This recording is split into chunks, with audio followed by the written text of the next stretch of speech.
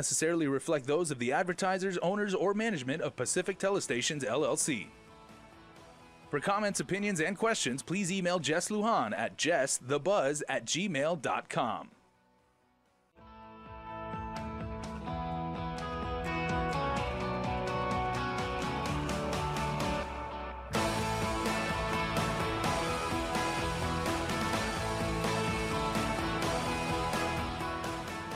The Buzz with Jess Lujan.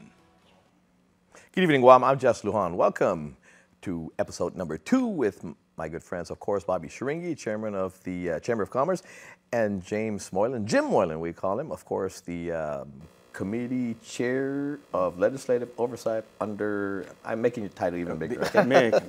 Chamber of Commerce. But anyway, gentlemen, thank you again for being with me this evening for episode number 2. Thank you. You know, last episode we were talking about the proposed business privilege taxes again, bad businesses and all that, taxing the poor and the middle class. Now, let's talk about some incentives instead of maybe taxing the poor and the middle class. You know, gentlemen, you know, I'm no genius. You guys are a lot smarter than me. I got a little business as well. But I know in a constricting economy, you don't look at your most vulnerable to raise your taxes and say that I'm going to fund my operations based on the most vulnerable, the poor, and the middle class. In a constricting economy, you don't raise taxes. I mean, the proposal we have, it sounds like we have a lot of money in circulation, like we have inflation. These measures that are being proposed are measures in an inflationary economy. And please correct me. That are going to cause inflation.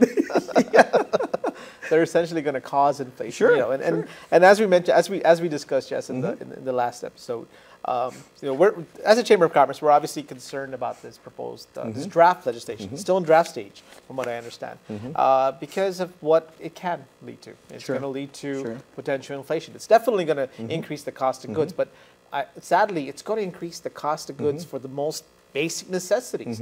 You know, milk, eggs, bread, the meal at McDonald's. You know, anything that we buy locally. This is going to impact the economy in many ways in just one. For example, the cost of insurance premiums, health insurance premiums are going to increase. The cost of auto insurance is going to go up. Banks are going to have a difficult time because of and they're going to have to start to increase their costs of services because one of the recommendations in this proposal is to change the way banks are taxed, which, by the way, even on a national level, all banking institutions are actually taxed on a net basis versus a gross basis. So this is not when GovGuam created this language and the mandates many years ago. It wasn't because they wanted to be creative. It was because they were going with the standard. And there's a reason behind why this is done in this way. And of course, the most common one here is the wholesale one. The most concerning, rather, is the wholesale tax, because you're now going to create a double and in some cases a triple taxation. And those are things that we're concerned about. I know everyone who's watching at home should be concerned about, because the basic items that we pay for are going to go up. That's right. Now, Jim, let me ask you. I know you're also a senatorial candidate for the upcoming 35th Guam legislature. Right. And going in there, you're a businessman. You've been in business all your life. Yeah. But let me ask you this, because this is being proposed basically as a result of the federal tax reform that's happening, which will affect us. Now, our government in general does not have an idea exactly how this is going to affect us. There's a number between 40 and 100 million, okay? We know that it's going to affect Section 30 money, definitely coming. To what point, how much, we don't know yet until the first checks come in. Basically, we'll see. But, you know, as one that's looking to try to get into the legislature, what I have not heard at this point is the legislature is trying to put the burden on me now at this point, right? Instead of the legislature looking within themselves and how can we streamline operations a little bit more and all that before you even look at me. I mean, you're not looking at your neighbors when you're looking at your financial situation. You're looking at yourself first before you go outside the home to blame everybody else for your problems, right? Absolutely, right. Before I exit my home, right, I have this mirror on the wall, and I double check. You're it today. You're the one. Make it or break it. You're it. Yeah. Take it a little bit back. The chamber represents over 400 businesses. Over 40,000 employees are working in those businesses. This is the bread and butter. But you also represent non-members as well. Yes, we do, and we want to invite more. By the way, yes, that's for sure. Yeah. And so this is the bread and butter. This is what feeds the government of Guam. Sure. So we want to make it right for these people. Legislation, make it right for the small business. This is the government's money tree. Yes. Help the businesses grow. We've got some great ideas. We want to take it to the next level. The next year, and I'm looking forward to being in the legislature, of course. I'm looking forward to working with my future colleagues here too. But I'm coming from a different background. I'm coming from where the business folks are at, right? What are we going to do? How are we going to support them? This draft is not. But you also, as a businessman as well. Yes. You cater to people with a lot of money, not a lot of money, almost no money. Right. I mean, so you're diverse in regards to who you cater to. Right. And most of all, like I said, this taxes on the middle class and the poor. And so what's going to happen when you do this? You're going to have your people in the middle and the low end are going to be hurt even more. Very much so. To take it on your note, there the different customers that we work with, right? If I could sell, let's say, Bentleys, or would I rather sell toilet paper? If we want to make it that simple, where everybody buys toilet paper, Sure. And it keeps on going and going, right? No matter what. Because we got such great food on Guam, I don't know, but it's a consumable item. So that's what we want to do. That's the need for toilet paper. That's right. But if you keep on raising up those products, right? You keep on. Who are you taxing? Yeah. Who are you hurting the most, right? And you're getting back to your point. Yes, it is the middle, it is the low income, and it's going to continue to hurt. Sure. You know, I was talking about this on radio just a couple of weeks ago, Chula Vista, California. Yes. Okay. A sleepy town. I know San Diego like the back of my hand, right? Chula Vista, amongst other, I think there were about 248 something respondents to Amazon. Amazon's looking to build another headquarters. Okay. Chula Vista took everybody by surprise by presenting a $410 million package to Amazon to come over there. A 84-acre lot ready to go. I mean, you know, ready to go. Right. It's ready. Just come build it, right? $410 million package.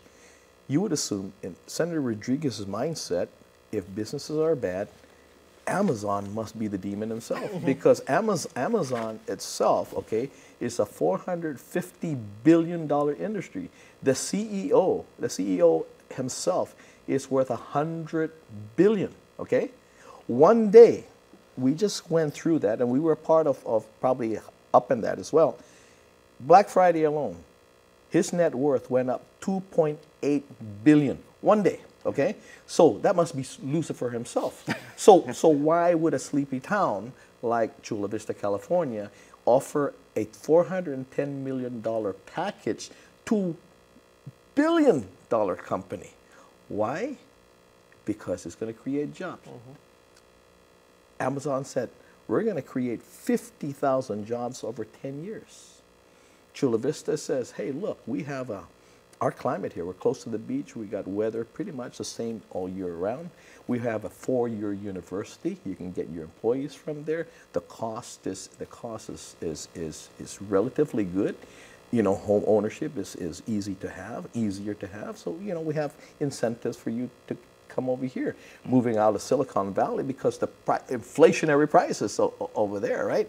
And I'm looking at that, I'm going, that sounds like Guam. Yeah. Chula Vista is like a lot of Chamorros over there, Yeah. a lot of Filipinos that come there. I go, there's no way we can go over there and entice them to come over here. They said, Amazon's got a better deal than Senator Rodriguez. You know? I mean, so aren't these the type of things that we look at in a depressed economy? I mean, in economy in general, but I mean, you know, most especially in a depressed economy. Well, you know, here's a really good example. I mean, I don't know if it's the greatest example. let's look at the CNMI at this point, right? The CNMI, and I don't know if you, when's the last time you were on Saipan? It's been a while, but I keep up to date with what's happening in and, CNMI. You know, regardless of the ka-ching, right? Ka-ching. Yeah, Yes. the ka-ching. Yeah. I mean, this is in no way endorsing Sure, the industry sure, whatsoever. sure. But let's take a little synopsis of this. They attracted an industry. Said, okay, we're going to provide you these types of, by law, we're going to create these types of incentives. We want to create something. Obviously, competing with Guam in terms of the sun and the sand. Sure. Considering also the lack of airlines that they have, they knew that they had a huge competitive disadvantage. But So also, had to. they hope we never have legalized casino gambling Exactly, here. which I think they sort of assume will never happen. Yeah, but yeah. so the point here is that they created an industry. They Sure. put these incentives together. They attracted a large entity Sure. to come out there. Sure. And regardless of what the opinions are on the industry, it created jobs. That's right. They're huge community partners.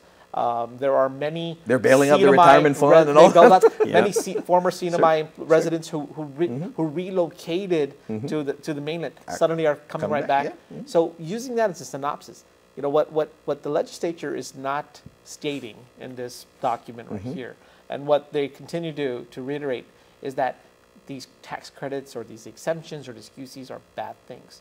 The reality is, when you want to create an industry, when you want to create economic partners, you have to have some sort of incentives. Sure. You name me one jurisdiction nationally or That doesn't have it. globally that doesn't have it. And I tell you, some places call them qualifying certificates, others call them tax Tax holidays. holidays. Exactly. Tax holidays. I want to reiterate New York something. City, I think just about a year ago, they were enticing people to come to build their cities. I mean, we'll give you tax exemption for 10 years. Yeah. But I tell you what, hold on to that thought. Sure. I got to take a quick break, pay some Sure. bills, okay? Be right back.